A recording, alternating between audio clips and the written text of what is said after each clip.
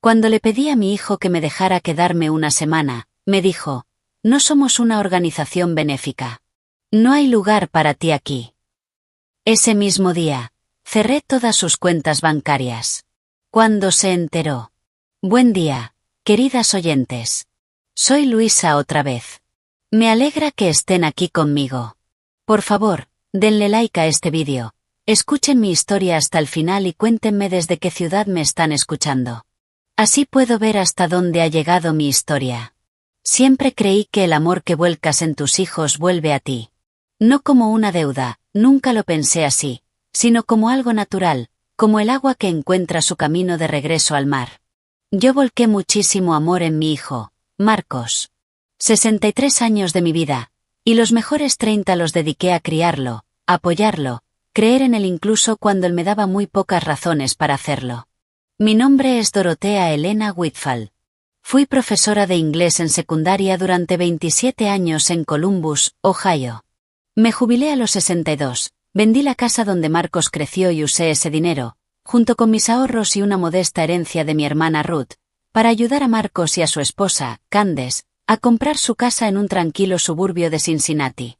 Era una casa colonial de 4 habitaciones en el Mitch Drive. Yo aporté $82,000 para esa compra. No pedí que mi nombre figurara en la escritura. Confiaba en mi hijo. Ese fue mi primer error. Durante los primeros años después de la mudanza, todo parecía estar bien en la superficie. A Marcos le iba bien en su empresa de logística. Candace había vuelto a trabajar medio tiempo como higienista dental. Sus 2 hijos, Tyler, de 12 años, y Lily, de 9, crecían rápido. Yo los visitaba cada pocos meses, me quedaba en la habitación de invitados, cocinaba los almuerzos de los domingos, cuidaba a los niños cuando ellos querían salir una noche. Pensé que era bienvenida. Pensé que era familia. Pero las pequeñas cosas empezaron a cambiar. Lo noté como se nota una corriente de aire en una casa. No todo de golpe, sino lentamente, hasta que te das cuenta de que llevas mucho tiempo sintiendo frío. La primera señal fue la habitación de invitados. En mi visita de octubre, descubrí que la puerta tenía una cerradura nueva. Candace dijo que era por privacidad, ya que a veces la usaban como oficina en casa. Tenía sentido, me dije. Lo dejé pasar. La segunda señal fue la forma en que Candace me hablaba en la mesa. No era grosera, no exactamente, pero había una impaciencia controlada, como si mi presencia fuera un pequeño inconveniente del clima que estaba esperando que pasara. Corregía la manera en que ayudaba a Tyler con la tarea.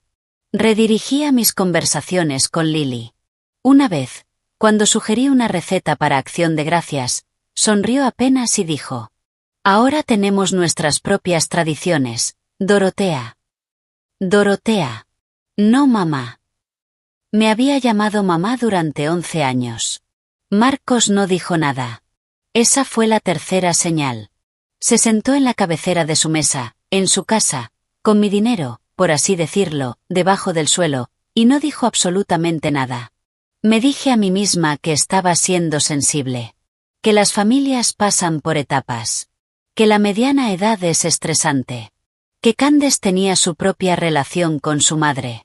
Les puse excusas, igual que antes había hecho con las malas notas de Marcos, sus promesas incumplidas, sus largos silencios después de la universidad. Tenía práctica en eso. Luego llegó noviembre. Tuve una caída leve en el hielo, afuera de mi edificio. Nada grave, un golpe en la cadera, algo de dolor. Pero mi médico me recomendó no estar sola por unos días. Mi edificio era antiguo. El ascensor era poco confiable. Y mi vecina, Phyllis, que solía pasar a verme, se había ido a visitar a su hija en Florida. Llamé a Marcos. Solo una semana, le dije. No lo pediría si no lo necesitara. El médico cree que es más seguro. Hubo una pausa en la llamada. Pude escuchar la voz de Candace de fondo, baja y cortante, como una hoja deslizándose fuera de su funda. Luego volvió Marcos. Mamá, este no es un buen momento. Tenemos muchas cosas encima. Marcos, me caí en el hielo. Solo necesito una semana. Otra pausa. Y entonces su voz, la voz de mi hijo, la voz que escuché llorar por primera vez en una sala de parto en 1971, dijo algo para lo que no estaba preparada. No somos una organización benéfica, mamá. No hay lugar para ti aquí. Me quedé de pie en mi cocina, con el teléfono pegado a la oreja, y durante un largo momento no dije nada. Miré por la ventana el cielo de noviembre, gris y plano como una piedra. Pensé en los $82.000. Pensé en cada almuerzo de domingo, cada noche cuidando a los niños, cada tarjeta de cumpleaños, cada oración. Pensé en la palabra beneficencia. Entiendo, dije en voz baja. Y colgué.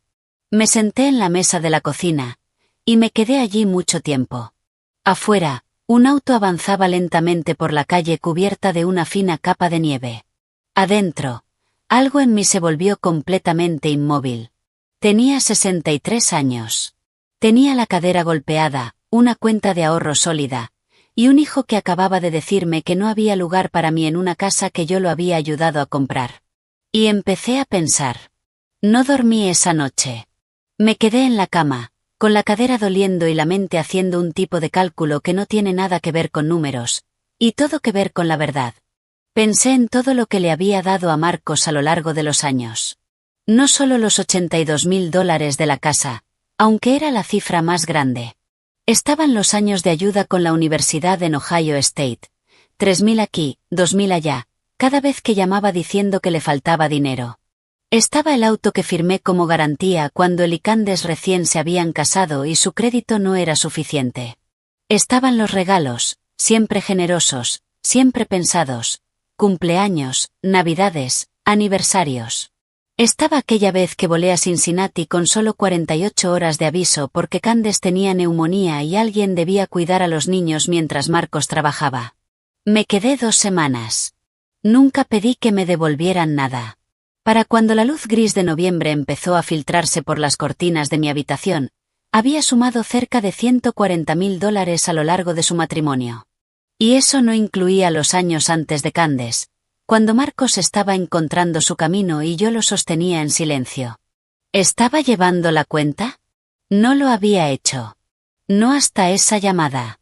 Pero ahora sí. Me levanté despacio. Me preparé una taza de café y me senté en la mesa con un bloc y una lapicera. Me dolía la cadera. Tenía los ojos secos de no haber dormido. Y sentía algo que no esperaba sentir. No era tristeza. No era devastación. Era una ira fría y clara. De esas que no arden, de las que calculan. Escribí en la parte superior de la hoja. ¿Qué es lo que realmente tengo? ¿Qué es lo que realmente controlo? Porque había algo sobre Dorothea Elena Whitfield. Sí, había sido profesora. Pero antes de eso, y durante todo mi matrimonio con mi difunto esposo, Gerardo, había sido cuidadosa con el dinero de una manera en la que la mayoría de las personas a mi alrededor no lo eran. Gerardo era un buen hombre, pero gastador. Yo era la que llevaba las cuentas, leía la letra chica, pagaba a tiempo, guardaba. Cuando Gerardo falleció hace 11 años, no quedé rica, pero sí estable. Sabía exactamente qué tenía y qué debía. Tenía una cuenta de ahorros en Keystone Federal con un poco más de $90.000. Tenía un portafolio de inversiones modesto, principalmente fondos indexados y algunos bonos, gestionado a través de una cuenta en Fidelity. Su valor actual era de aproximadamente $112.000. Y luego estaban las cuentas. Años atrás, 7, para ser exacta, cuando el negocio de Marcos recién comenzaba, vino a mí con dificultades. La empresa de logística que había cofundado necesitaba capital operativo. El préstamo del banco se estaba demorando. Me pidió que abriera temporalmente una línea de crédito a mi nombre para que su empresa la usara mientras salía el préstamo. Prometió que sería cuestión de semanas. Acepté. Confié en él. Las semanas se convirtieron en meses. La cuenta siguió abierta a mi nombre, vinculada a su empresa. Seguí pagando los mínimos mensuales sin quejarme, absorbiendo la deuda como otra forma de amor. Marcos hacía los pagos grandes, sí, pero la cuenta, la responsabilidad, era mía. Mi nombre. Mi crédito. Mi responsabilidad ante cualquier banco o tribunal. Nunca quitó mi nombre. Me quedé mirando esa línea en el papel durante mucho tiempo. Luego escribí debajo. Puedo cerrarla. No fue un pensamiento dramático. Fue uno silencioso.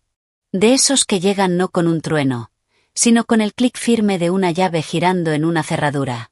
La cuenta tenía un saldo disponible de crédito de poco más de $18,000. Marcos la usaba con frecuencia. Yo había visto los estados de cuenta. Los había firmado durante años sin cuestionar nada. Suministros. Combustible. Pagos a proveedores. Era parte del funcionamiento de su empresa. Y era mía para cerrar.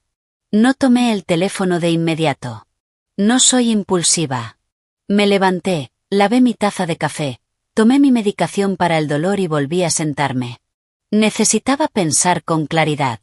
Necesitaba entender qué era exactamente lo que estaba considerando. No solo en lo financiero, sino en lo legal, en lo moral, en lo práctico. En lo legal, la cuenta estaba a mi nombre. Nunca había transferido formalmente la autoridad. Simplemente había permitido que Marcos la utilizara como si fuera suya. No había ningún acuerdo por escrito, ningún contrato de sociedad, ningún pagaré, nada que le diera un derecho legal sobre esa línea de crédito. En lo moral, él me había dicho, a mí, su madre, que me estaba recuperando de una caída, que no era bienvenida en su casa. Había usado la palabra beneficencia. Había elegido la fría comodidad de su esposa por encima de la necesidad básica de su madre. Yo no creía deberle nada más allá de lo que ya le había dado, que, bajo cualquier criterio razonable, era más que suficiente. En lo práctico, cerrar la cuenta lo iba a afectar. Interrumpiría el funcionamiento de su negocio. Lo obligaría a correr para explicar a sus proveedores por qué los pagos se habían detenido de repente y a buscar financiamiento alternativo en poco tiempo. ¿Tenía miedo de lo que eso pondría en marcha? Sí. Sinceramente, sí. Marcos tenía mal carácter cuando se sentía acorralado. Candace era estratégica y fría. No eran personas que aceptaran las consecuencias con elegancia. Pero yo tenía 63 años, una cadera golpeada, un blog sobre la mesa, y un hijo que acababa de decirme que no valía una habitación de invitados por 7 días. Tomé la lapicera y escribí una línea más. Primer paso, llamar al banco. La subrayé 2 veces. Luego fui a buscar mis lentes de lectura y la carpeta donde guardaba todos mis documentos financieros. Era momento de saber exactamente con qué estaba trabajando. La carpeta estaba donde siempre, en el cajón inferior de mi escritorio, detrás de una copia del testamento de Gerardo y de la escritura de mi antigua casa. Extendí todo sobre la mesa de la cocina. Estados de cuenta, resúmenes de inversiones, la solicitud original de la línea de crédito empresarial y el estado más reciente, que había llegado hacía 10 días. Leí todo despacio. Siempre fui una lectora cuidadosa. 27 años enseñando inglés se encargaron de eso. Y mientras leía, noté algo que antes había pasado por alto, en mi forma habitual de confiar. El Estado mostraba 3 retiros en las últimas 6 semanas, más grandes que cualquier otro que hubiera visto antes. $11,000 el 4 de octubre, 8,000 el 19 de octubre, 14,000 el 2 de noviembre. En total, $33,000. El límite de crédito de la cuenta era de 50,000. Esos retiros habían reducido el saldo disponible a los 18,000 que yo había anotado. El propósito indicado en cada transacción decía simplemente, gasto operativo, WH Logistics. Pero los montos no cuadraban. La empresa de Marcos no era lo suficientemente grande como para tener gastos operativos de ese nivel. No de forma regular, no en una sucesión tan rápida. Conocía su negocio lo suficiente. Había hablado de él en cada comida familiar durante 7 años. Esos números no encajaban. Dejé el estado sobre la mesa y miré por la ventana. Luego tomé el teléfono. No para llamar a Marcos. Para llamar a mi abogada, Susana Howe. Susana había gestionado la herencia de Gerardo y había redactado mi testamento. Tenía 61 años. Era aguda y tenía ese tipo de honestidad seca que siempre valoré en una profesional. Dorotea, dijo cuando le expliqué la situación. ¿Me estás diciendo que la cuenta está únicamente a tu nombre? Solo a mi nombre. ¿Y no hay ningún acuerdo por escrito que le otorgue a Marcos autoridad operativa? Nada firmado. Nada formal. Entonces tienes todo el derecho de cerrarla, dijo con simpleza. Lo ideal es que notifiques al banco en persona. Lleva tu identificación y los documentos originales de la cuenta. Puede que tarden algunos días hábiles en procesarlo, pero el cierre está completamente dentro de tus derechos. ¿Y si Marcos tiene pagos pendientes vinculados a esa cuenta? Pregunté. Entonces es su problema, respondió Susana. No tienes ninguna obligación de financiar su negocio. Legalmente, ha estado usando tu crédito. En el momento en que decides dejar de permitirlo, tu responsabilidad termina. Le agradecí y acordamos hablar nuevamente después de que diera el primer paso. Fui a Keystone Federal a la mañana siguiente. El gerente de la sucursal, un joven meticuloso llamado señor Ostrovsky, revisó mis documentos y confirmó todo lo que Susana me había dicho. Llené la solicitud de cierre.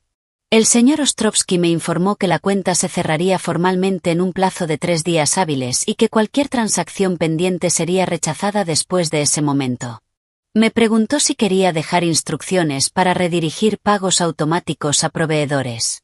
No, dije. Por favor, simplemente ciérrenla.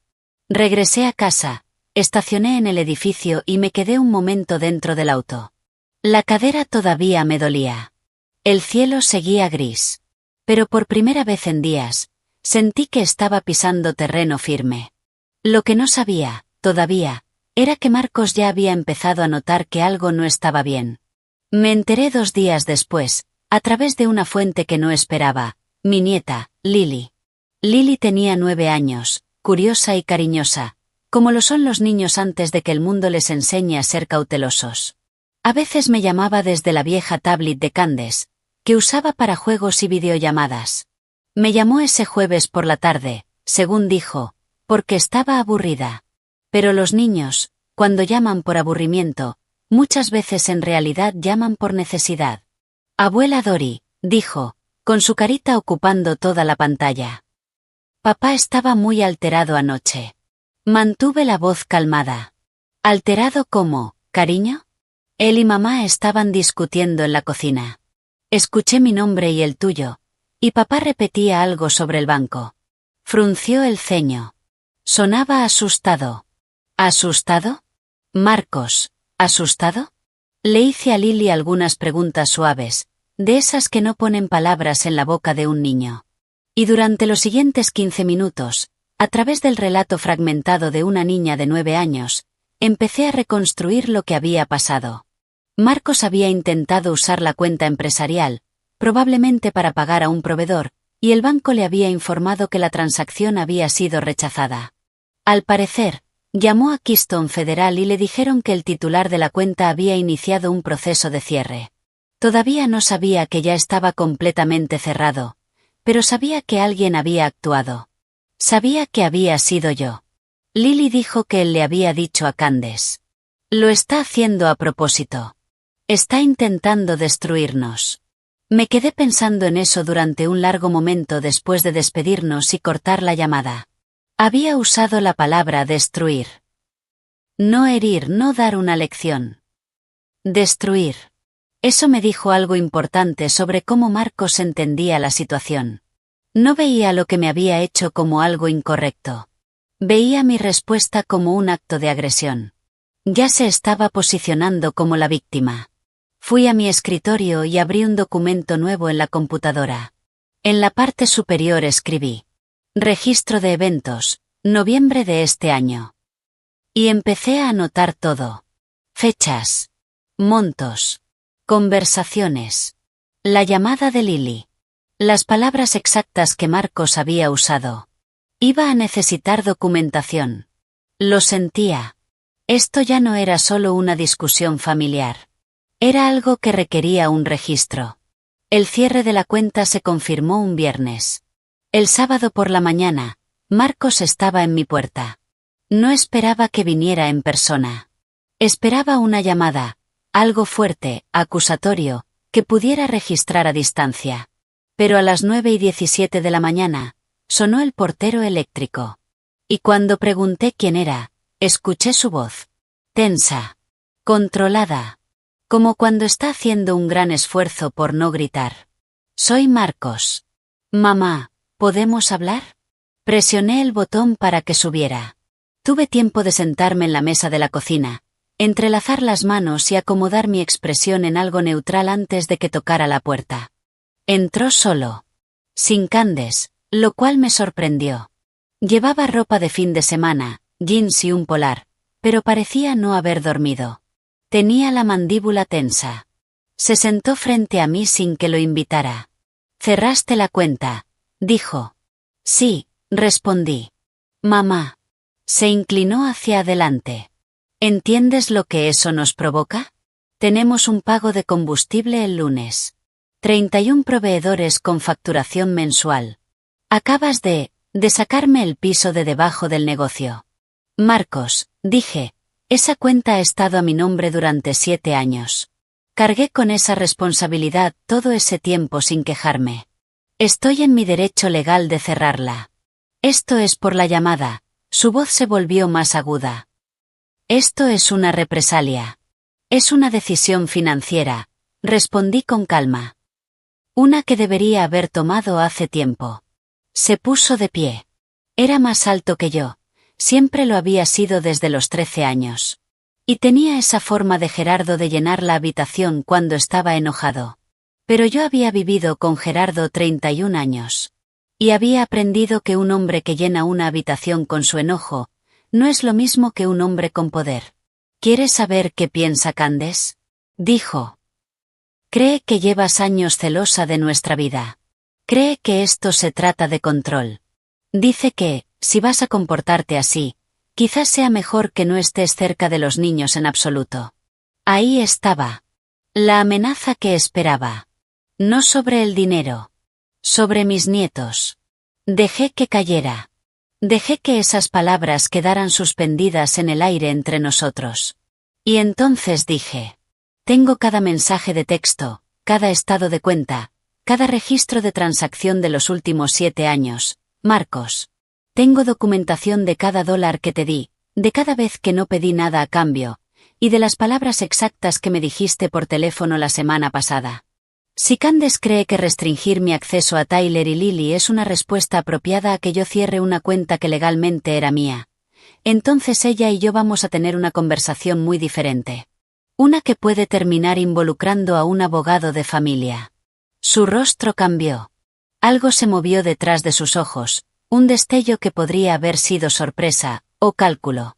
¿Me estás amenazando?, dijo. «Te estoy informando», respondí. «Hay una diferencia». Se quedó allí un momento más. Luego tomó su chaqueta del respaldo de la silla y dijo, con una voz que de pronto se volvió plana. «Esto no ha terminado». «No», asentí. «No ha terminado». Se fue. Escuché sus pasos en el pasillo, las puertas del ascensor abriéndose y cerrándose.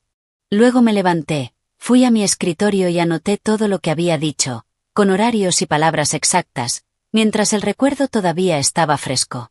Durante los 2 días siguientes, recibí 4 llamadas de Candes. No respondí a ninguna. Dejó 2 mensajes de voz. El primero era controlado y diplomático. Sugería que nos reuniéramos a tomar un café para aclarar las cosas. El segundo, dejado a las 11:30 de la noche de un domingo, era menos controlado. Su voz estaba tensa, como si apenas pudiera contener algo. Dijo que yo estaba siendo manipuladora y destructiva, y que estaba dañando a esta familia por una llamada telefónica. Guardé ambos mensajes. Transcribí cada palabra en mi documento.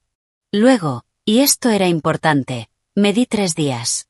3 días sin responderle a nadie. 3 días en los que tomé mi medicación, descansé la cadera, vi películas antiguas por la tarde, llamé a mi amiga Bárbara en Columbus, y simplemente me permití existir sin gestionar una crisis. Necesitaba estar firme para lo que venía. Podía sentir el peso de lo que estaba por delante. Las decisiones que habría que tomar.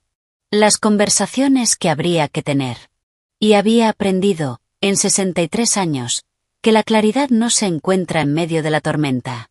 Se encuentra en el silencio, antes de volver a entrar en ella. La tercera noche, me preparé una taza de té de manzanilla, me senté junto a la ventana y miré las luces de la ciudad. No había terminado. Ni de cerca. Pero durante esos 3 días, me permití respirar. Al cuarto día, llegó una tarjeta por correo. Un sobre blanco sencillo, con la dirección de remitente de Marcos y Candes en la esquina superior izquierda. Dentro había una tarjeta genérica de Pensando en ti, con una pintura de flores en acuarela en la portada. La letra de Candes llenaba el interior. Dorotea, decía. No mamá. Siempre Dorotea. Sabemos que las cosas han estado tensas. No queremos que esto sea así entre nosotros. Los niños te extrañan. Tyler preguntó por ti esta semana.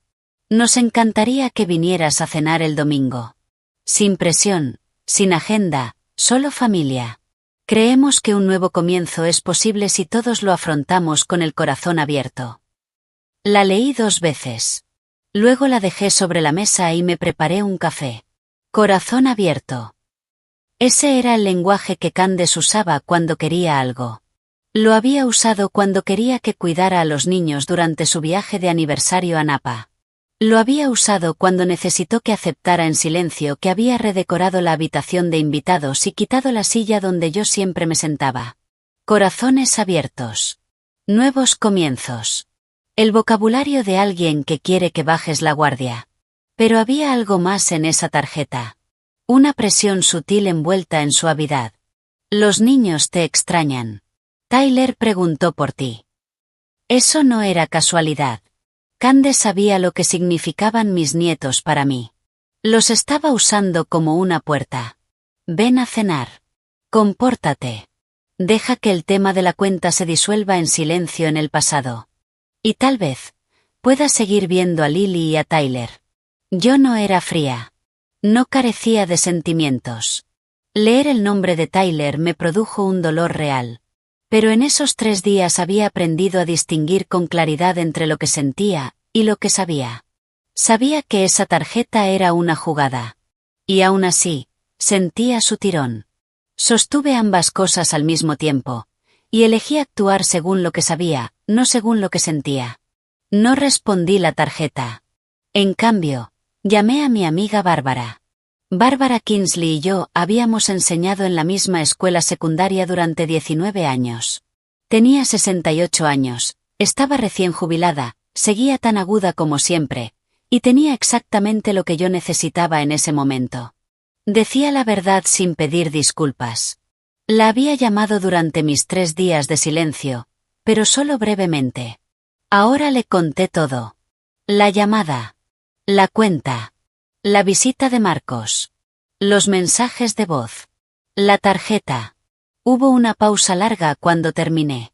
Dorotea, dijo Bárbara. Cerraste la cuenta y documentaste todo. Sí. ¿Y tienes una abogada? Susana Howe. Ya está al tanto. Entonces lo estás haciendo exactamente bien, dijo, con una firmeza que me resultó inesperadamente reconfortante. ¿Qué necesitas de mí?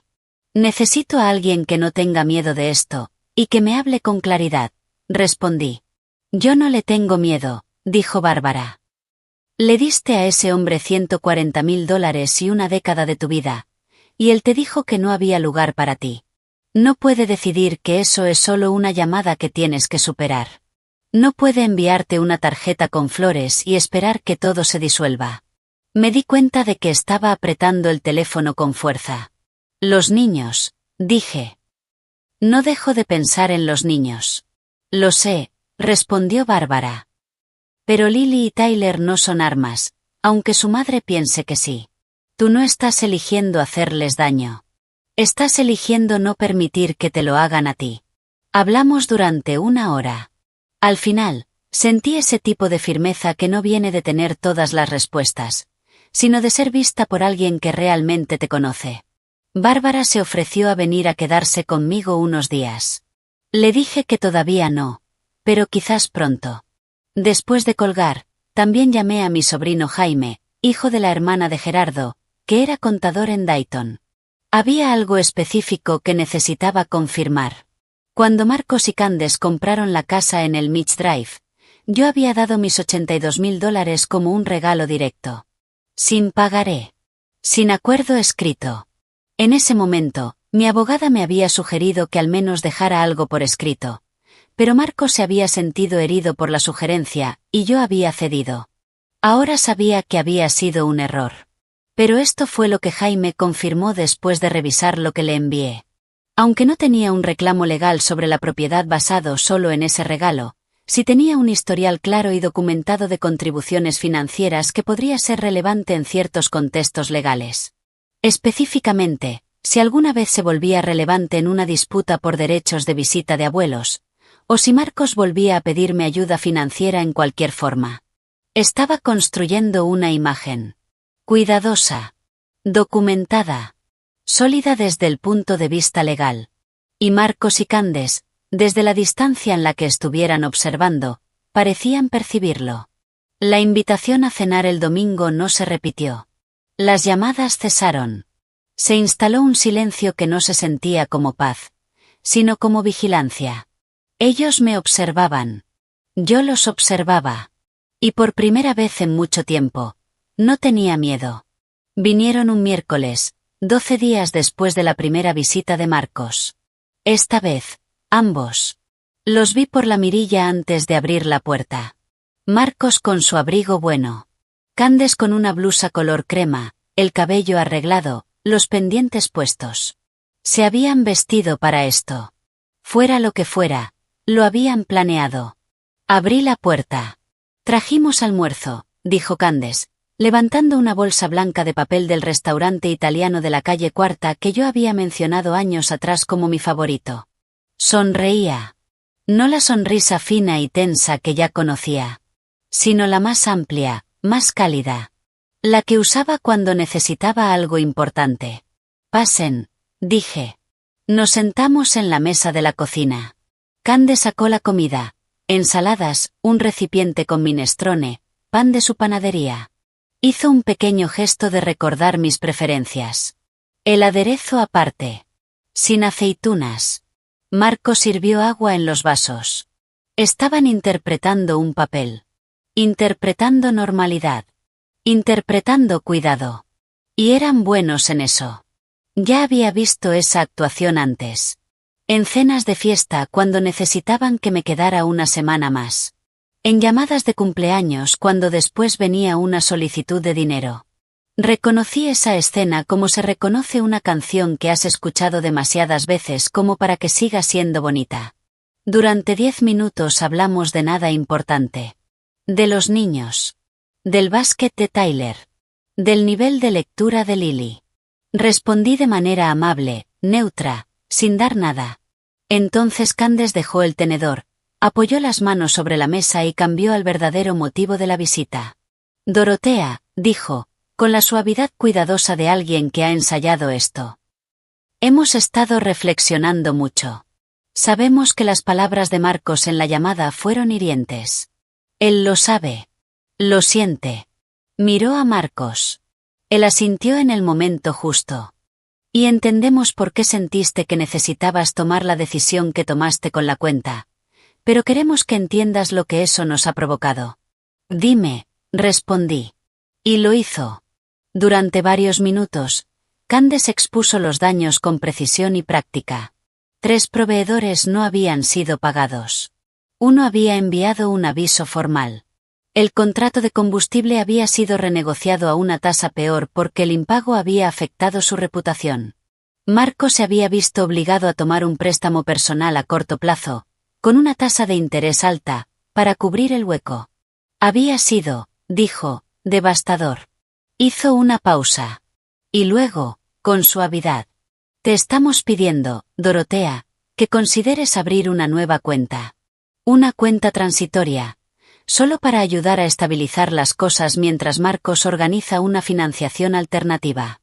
No tendría que ser a largo plazo. 3 meses. Quizá 4. Después de eso, ya tendría una línea de crédito empresarial a su nombre. Ahí estaba. No era una disculpa. Era una solicitud. Otra vez.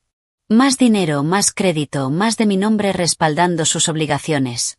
¿Cuántas veces me había sentado en una cocina, la mía, la de ellos, la de alguien más, escuchando una versión de esta misma petición envuelta en distinto papel? ¿Cuántas veces había dicho que sí? Porque parecía más fácil que decir que no. Miré el minestrone, enfriándose en su recipiente. Y pensé. No esta vez. No otra vez. Marcos, dije, mírame. Levantó la vista. ¿Tienes algo que decirme que no sea sobre la cuenta? Hubo una pausa. Vi algo cruzar por él. Algo que, en otro hombre, en otra vida, podría haber sido un remordimiento genuino. Pero no llegó. Quiero que superemos esto, dijo. ¿Superarlo? Repetí. No atravesarlo, sino saltarlo. No respondió. Me giré hacia Candace. Su expresión había cambiado apenas. En las comisuras. De cálida a calculadora. Podía sentir que la suavidad no estaba funcionando. Dorotea, dijo. Queremos resolver esto en familia, de forma discreta. Pero si no podemos, si Marcos se ve obligado a mencionar el cierre de la cuenta como un factor en cualquier proceso financiero o legal relacionado con su negocio, tu nombre, naturalmente, aparecería. Hizo una breve pausa. Podría volverse complicado para ti. Legalmente, y en términos de reputación. Ahí estaba otra vez. La amenaza. Esta vez envuelta en lenguaje legal en lugar de usar a mis nietos. Me estaba diciendo, de la manera más delicada posible, que me involucrarían en cualquier conflicto legal derivado del negocio. Lo sentí. Una gota fría en el pecho. No pánico. Pero sí la sensación física de peligro expresado con claridad. Pensé, por un instante, en todos los años en los que me había hecho pequeña para que otros se sintieran grandes. En todas las veces que había evitado conflictos porque la paz parecía valer más que el principio. Esto era el resultado de ese hábito. Una nuera sentada en mi mesa de cocina, con una amenaza legal vestida con una blusa color crema. Me quedé en silencio 3 segundos. Y entonces sentí otra cosa. Una ira que no se calienta, sino que se enfría, se afila, y se convierte en herramienta. Candace, dije, tengo una carpeta en el cajón de mi escritorio con 7 años de estados de cuenta, la solicitud original del crédito a mi nombre, el acuerdo inicial que se me dio de forma verbal y nunca por escrito, y un registro de cada conversación relevante, incluida esta. Miré de reojo el pequeño dispositivo de grabación en mi teléfono, que había activado al abrir la puerta. Si surge cualquier proceso legal a partir del cierre de la cuenta, estaré representada por Susana Howe, quien ya ha revisado el caso y confirmó que el cierre de mi propia cuenta no implica ninguna responsabilidad legal. La habitación quedó en silencio. El rostro de Candace se volvió liso, como ocurre cuando alguien está recalculando. Marcos empujó la silla hacia atrás. Deberíamos irnos, le dijo a Candace, no a mí. Recogieron sus cosas. La bolsa blanca de papel quedó sobre mi mesa. En la puerta, Candace se giró una última vez y me miró con una expresión que no supe nombrar del todo. Algo entre furia y un respeto extraño, a regañadientes. Estaremos en contacto, dijo. Lo sé, respondí. Cerré la puerta. Me quedé de pie en el pasillo, sola. Mis manos estaban firmes, pero mi corazón latía rápido. Ese miedo honesto, casi animal, que aparece cuando te plantas firme y esperas a ver qué pasa. Era real. No lo minimicé. Pero debajo de él, había algo más. Una estabilidad. La sensación de que, por fin, estaba exactamente donde debía estar. Fui a mi escritorio y añadí cada palabra de esa conversación a mi documento. El punto de inflexión no llegó por algo que hice, sino por algo que encontré. Ocurrió un martes por la mañana, 3 semanas después de la visita en la cocina.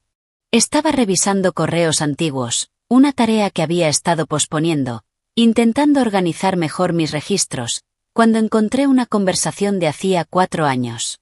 Era una cadena de correos entre Marcos y yo, de la época en la que acepté abrir la línea de crédito empresarial. Había olvidado que esos correos existían. Simplemente los había archivado, y seguí adelante. En uno de los mensajes, Marcos había escrito: «Mamá, esto es solo temporal. En cuanto se apruebe el préstamo de la SBA, transferiremos la cuenta al nombre de la empresa y tu nombre no estará en nada. Es una promesa. Como máximo, 6 meses». 6 meses. Eso fue hace 4 años. Leí el correo 3 veces.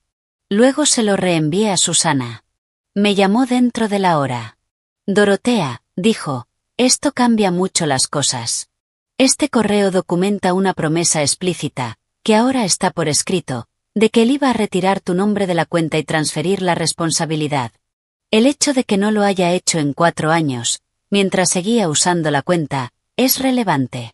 No crea exactamente un pagaré, pero sí establece intención, conducta, y un patrón de dependencia de tu buena voluntad sin cumplir con sus propias obligaciones». «¿Qué significa eso en la práctica?», pregunté. «Significa que, si siguen adelante con cualquier amenaza de implicarte en sus problemas financieros, tienes evidencia material de que este acuerdo siempre se entendió como temporal, de que él prometió liberarte, y eligió no hacerlo. Debilita mucho su posición. Y fortalece la tuya». Le pedí a Susana que preparara una carta formal. No agresiva. No litigiosa. Pero sí clara. Una carta que documentara la historia de la cuenta, la promesa hecha por escrito, y una declaración firme de que yo había cerrado la cuenta dentro de mis derechos legales, y que no abriría ningún nuevo instrumento financiero a mi nombre en beneficio de Marcos o de su empresa. La carta estuvo lista el jueves. Susana la envió al domicilio de Marcos por correo certificado, con acuse de recibo. Él me llamó esa misma noche. Contesté. Sabía que lo haría. De hecho, me senté junto al teléfono después de cenar, con una taza de té, esperando. Como se espera una tormenta que ya viste formarse en el horizonte. Cuando el teléfono sonó a las 7:42, estaba lista. «¿Hiciste que tu abogada nos enviara una carta?». Su voz era muy distinta a la que había usado en mi cocina. El control había desaparecido. Sonaba acorralado. «Sí», respondí. «Mamá, esto es». Se detuvo. «Esto no es lo que somos. No es así como las familias manejan las cosas». «Marcos», dije con calma, «tengo un correo tuyo de hace 4 años en el que prometiste que este acuerdo era temporal y que quitarías mi nombre de la cuenta en 6 meses. No lo hiciste. Usaste mi crédito durante 4 años más de lo que prometiste. Me llamaste cuando necesitaba ayuda y me dijiste que era un caso de beneficencia. Y cuando tomé una decisión legal para protegerme, tu esposa vino a mi casa e insinuó que podía enfrentar problemas legales». Hice una pausa. ¿Qué parte de todo eso es cómo una familia maneja las cosas? Silencio. Y entonces, la voz de Candace. Había estado escuchando. Por supuesto que sí. Nunca estaba lejos de ninguna conversación que afectara sus intereses. «Has estado construyendo un caso contra nosotros», dijo. Su voz ahora era plana, dura. Toda actuación había desaparecido. «Nos has estado grabando». «He estado protegiéndome», respondí. «Desde el momento en que me dijiste que no había lugar para mí». «¿Quieres hablar de la casa?», dijo Marcos, y su voz se quebró levemente. «Bien. ¿Quieres llevar esto al dinero? Entonces hablemos de cómo ese dinero lo diste como un regalo. Nos dijiste que era un regalo. No firmaste nada. No tienes ningún derecho». «Sé que no tengo ningún derecho legal sobre la casa, Marcos», respondí. «Nunca dije que lo tuviera. Pero tengo un correo en el que prometiste liberarme de una obligación financiera, y no lo hiciste. Tengo mensajes de voz en los que tu esposa insinúa consecuencias legales si no coopero. Tengo un registro de $140.000 que te di sin condiciones durante 12 años, mientras tú vivías bien y construías patrimonio, y yo vivía modestamente y ayudaba». Hice una pausa. «No te estoy pidiendo que me devuelvas nada». Otra pausa. «Pero he terminado de contribuir. Y he terminado de que me digan que no soy bienvenida». Silencio. Más largo esta vez. Podía escuchar a ambos respirar, el leve crujido de una silla, el sonido distante de un televisor en algún lugar de la casa, probablemente en la habitación de Tyler o en la sala. La vida continuando con su ritmo normal, mientras algo fundamental cambiaba en una llamada entre una madre y su hijo. No quisimos, empezó Marcos. Sí, lo interrumpí. Sí quisieron. Eso es lo que te cuesta enfrentar ahora. Dijiste exactamente lo que pensabas. Y yo te escuché. Te escuché muy claramente. Hice una breve pausa. La diferencia entre nosotros, Marcos, es que yo pasé décadas poniendo excusas por las cosas que decías y hacías. Y ya no voy a hacerlo más. La línea quedó en silencio. Escuché a Candace decir algo muy bajo, algo que no pude entender. Luego, la llamada terminó. Dejé el teléfono sobre la mesa. La noche estaba completamente quieta. Afuera, comenzaba a nevar. La primera nieve real de diciembre. La observé caer por la ventana, silenciosa, precisa, cada copo encontrando su lugar. Había dicho todo lo que tenía que decir. Con calma. Sin crueldad. Sin exceso. Con el peso completo de la verdad en cada palabra. Y por primera vez desde noviembre, sentí que el suelo bajo mis pies no solo era firme. Era mío. Enero llegó frío y claro. La carta certificada de Susana había llegado a Elmich Drive la semana anterior a Navidad. El acuse de recibo volvió firmado. La firma de Marcos, rápida y desprolija. La había recibido. La había leído. Fuera cual fuera la estrategia que él y Candace estaban preparando, la carta la había interrumpido. Los imaginé sentados en su mesa de cocina, en el Elmich Drive, con mi dinero, por decirlo de alguna manera, debajo del suelo, leyendo las frases precisas y pausadas de Susana, y entendiendo, quizás por primera vez, que yo no era la mujer que creían. No era la mujer que absorbía todo. No era la mujer que siempre volvía. En enero ocurrieron dos cosas que no había previsto. Y ambas confirmaron lo que ya empezaba a entender. Que cuando se quita la apariencia de poder, lo que queda muchas veces es algo muy pequeño. La primera. Jaime, mi sobrino contador, me llamó a mediados de enero para decirme que había escuchado, a través de un contacto en común en el ámbito empresarial de Cincinnati, que WIH Logistics, la empresa de Marcos, había solicitado un préstamo puente de emergencia a una entidad regional, y se lo habían negado. Al parecer, el perfil crediticio de la empresa se había debilitado por el impago a proveedores y la renegociación del contrato de combustible. El préstamo personal a corto plazo que Marcos había tomado para cubrir el hueco había incrementado su deuda personal, lo que a su vez afectó la evaluación de la empresa. Las fichas habían caído exactamente como suelen caer en un negocio que operaba sobre crédito prestado. Literalmente, mi crédito. ¿Era ese el resultado que yo había buscado? En parte. ¿Esperaba que fuera tan completo? No lo sabía. Pero no sentí culpa. Un hombre que había usado mi nombre y mi crédito durante 7 años. Que había prometido liberarme y nunca lo hizo. Que me había cerrado la puerta. Había construido su negocio sobre una base que nunca fue realmente suya. Lo que estaba viviendo ahora no era destrucción. Era la realidad, llegando a su propio ritmo. Pensé en la palabra que había usado. Beneficencia. La había analizado muchas veces desde noviembre. Como se analiza algo afilado, para entender exactamente dónde corta. Él la usó para disminuirme. Para convertir mi necesidad en debilidad. Mi pedido, en una carga. Pero lo que ahora veía con claridad, en el frío de enero, era lo que esa palabra decía de él. Un hombre que ve la vulnerabilidad de su madre como beneficencia, ya ha decidido que ella está por debajo de él. Y esa decisión no aparece de un día para el otro. Crece lentamente. Se alimenta de cada vez que ella no pidió nada. De cada vez que dio sin condiciones. De cada vez que hizo fácil que la dieran por sentada. Yo lo había hecho muy fácil. La segunda cosa. Candace me llamó.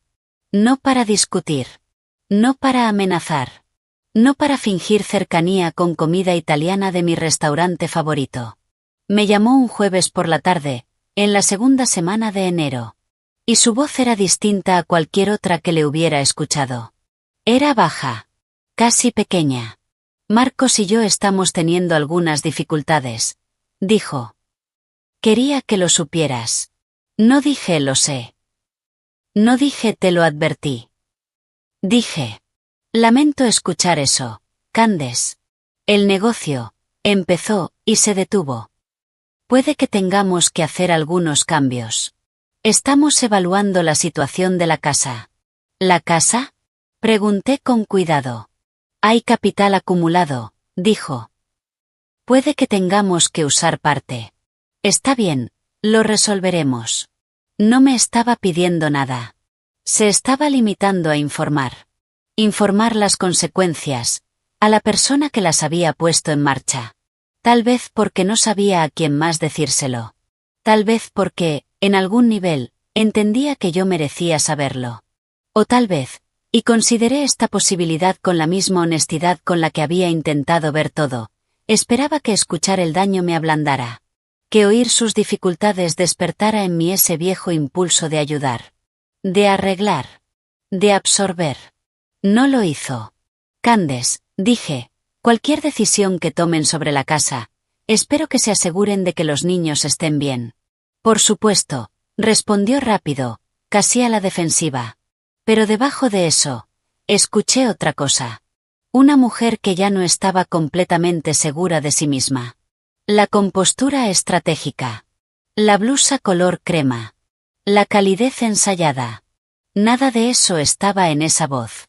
Lo que había era algo más simple. Más humano. Estaba cansada. Estaba preocupada. Y estaba hablando con la única persona que lo había visto venir. Nos despedimos poco después. Me quedé sentada mucho tiempo tras esa llamada. Pensando en Lily y Tyler. En sus habitaciones en el Mitch Drive. En la posibilidad de que sus vidas se vieran alteradas. Esa era la parte que nunca había sido limpia. Los niños no son responsables de las decisiones de sus padres. No eran responsables de la palabra beneficencia. Ni de la habitación cerrada con llave. Ni de los años de desprecio silencioso. En febrero, contacté a Marcos directamente por correo electrónico. Formal. Medido. E hice una sola propuesta clara. No iniciaría ninguna acción legal relacionada con la cuenta del negocio ni con la promesa incumplida de quitar mi nombre. No quería nada de él en términos económicos. Pero dejé claro que esperaba acceso razonable a mis nietos. Y que, si ese acceso era negado, iniciaría los procedimientos legales correspondientes para asegurar visitas como abuela. Marcos respondió 3 días después. Un solo párrafo. Ni cálido, ni hostil. Está bien. Los niños pueden llamarte. Organizaremos visitas. No era una disculpa. Pero era una concesión. No esperaba más. Para ese momento, ya había aprendido a no exigir más de alguien que todavía no sabía cómo darlo. Lo que yo necesitaba era comportamiento. Resultados. Y los tenía. Le escribí a Susana y le dije que, por ahora, el asunto estaba resuelto en mis términos. Ella respondió. Bien hecho, Dorotea. Uno de los desenlaces más claros que he visto. Doblé la carta y la guardé en mi carpeta.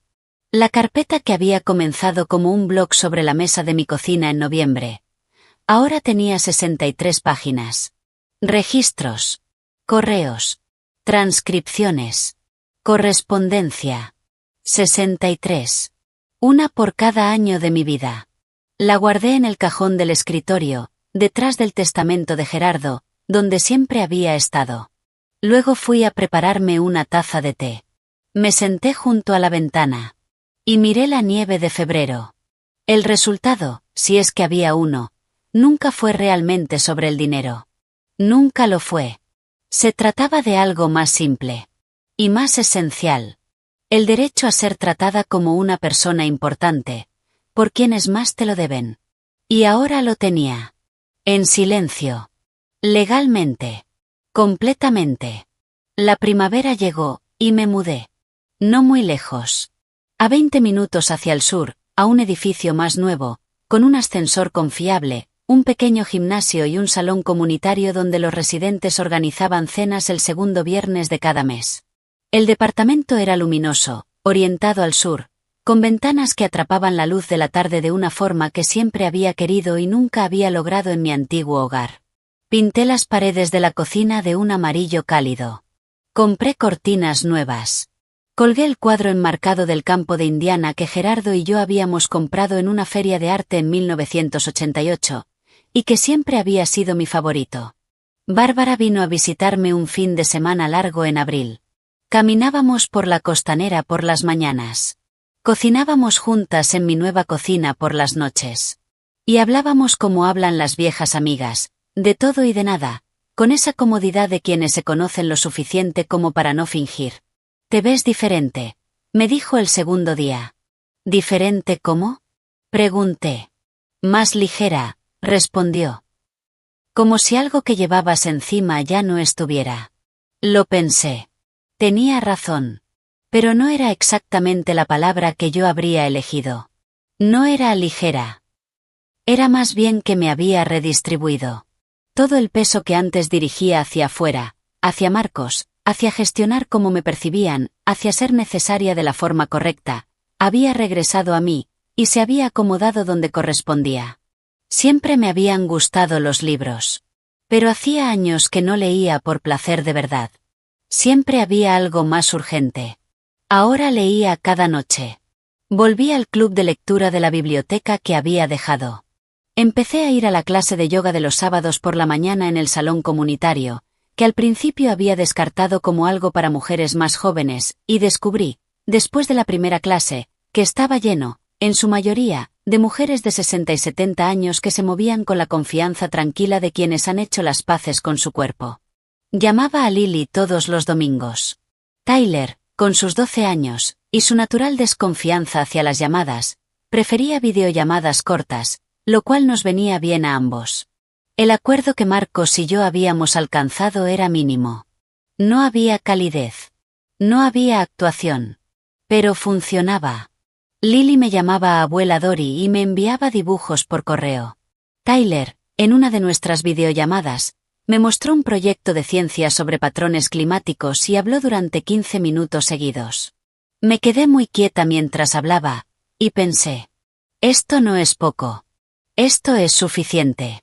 No sabía si el matrimonio de Marcos y Candace sobreviviría. No dedicaba tiempo a pensarlo. Lo que sí sabía era que, para junio, habían abierto una línea de crédito con garantía hipotecaria sobre la casa de Elmich Drive, la casa que yo los había ayudado a comprar, para estabilizar el negocio. El negocio había sobrevivido. Se había reducido. Y ahora operaba a menor escala, con una línea de crédito empresarial a nombre de Marcos únicamente. Mi nombre ya no estaba en nada que les perteneciera. Supe por Jaime que Candace había reducido sus horas en la clínica dental, y que había tensiones importantes entre ellos por el dinero. No estaban en crisis. No en un sentido dramático. Pero la comodidad que habían construido, una comodidad sostenida, en parte, por la base silenciosa de mi generosidad, había desaparecido. Vivían más cerca del límite. Como vive la mayoría de la gente, cuando no cuenta con el respaldo de los recursos de otro. ¿Me arrepentía? Me hice esa pregunta con honestidad. No me arrepentía de lo que había hecho. A veces, me sentía triste. Triste, como uno puede sentirse por la forma que toma una vida, sin desear haberla moldeado de otra manera. Me entristecía que Marcos fuera el hombre que era. Me entristecía haber necesitado tantos años, y una sola llamada, para verlo con claridad. A veces me entristecían los $82,000. No porque los quisiera de vuelta, sino porque recordaba la esperanza que sentía al escribir ese cheque. La esperanza de que estaba construyendo algo sólido entre nosotros. Pero no me arrepentía. Para agosto, hice algo que llevaba tiempo considerando.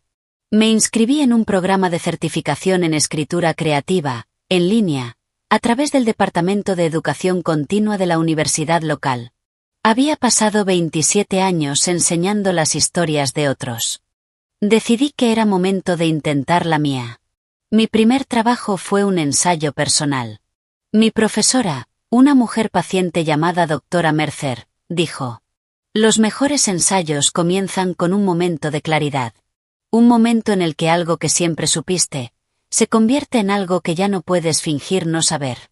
Pensé en mi mesa de la cocina en noviembre. En el blog.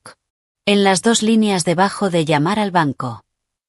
Y empecé a escribir. El ensayo terminó teniendo 12 páginas. La doctora Mercer me puso la nota más alta de la clase y escribió en el margen. Tu narradora no le teme a la verdad. Esa es una cualidad rara y poderosa. Guardé ese comentario durante mucho tiempo. Algunas personas llamarán a lo que hice venganza. Yo lo llamo ajuste de cuentas. Un ajuste que llegó tarde, pero llegó. Un balance de lo que se dio, lo que se tomó y lo que se debía. Pasé 63 años siendo generosa sin condiciones. Y me tomó una sola llamada recordar que la generosidad sin límites no es amor. Es un préstamo sin términos. Y hay personas que lo gastan, sin pensarlo 2 veces. Yo me elegí. En silencio. Legalmente. Completamente. ¿Qué habrías hecho tú en mi lugar? Si esta historia se quedó contigo, déjalo en los comentarios. Me encantaría leerte. Y gracias, de verdad, por escuchar.